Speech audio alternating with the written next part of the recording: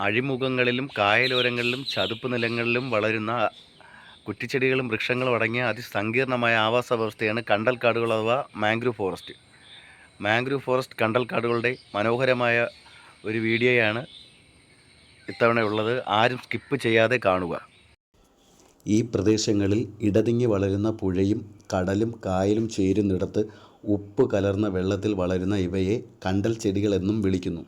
ഇന്ത്യയിൽ 6740 ചതുരശ്ര കിലോമീറ്റർ പ്രദേശത്ത് കണ്ടൽ ചെടികൾ കാണപ്പെടുന്നുണ്ട് എന്നാണ് കണക്ക്. കണ്ടൽ കാടുകൾ ഏറ്റവും അധികം കാണപ്പെടുന്നത് ആൻഡമാൻ നിക്കോബാർ ദ്വീപുകളുടെ കിഴക്കൻ തീരങ്ങളിലാണ്. ഭൂമിയിലെ ഏറ്റവും ജൈവസമ്പന്ന ആവാസ വ്യവസ്ഥകളിൽ പ്രധാനപ്പെട്ടവയാണ് കണ്ടൽ കാടുകൾ. കാർബൺ വലിച്ചെടുക്കാനുള്ള ശേഷി ഇവയ്ക്ക് വളരെ കൂടുതലാണ്. അതുവഴി അന്തരീക്ഷ മലിനീകരണം ഒരു പരിധിവരെ കുറയ്ക്കുവാൻ ഇവ സഹായിക്കുന്നു. ധാരാളം ഓക്സിജൻ ഇവ പുറത്തുവിടുന്നു. ജലജീവികൾക്ക് സുരക്ഷിതമായ പ്രജനനം നടത്തുവാനും പക്ഷികൾക്ക് കൂടുകൂട്ടാനും കണ്ടൽക്കാടുകൾ ഉത്തമമാണ്. പ്രകൃതി ദുരന്തങ്ങളെ ചെറുക്കാനുള്ള ശേഷി വളരെ കൂടുതലാണ്.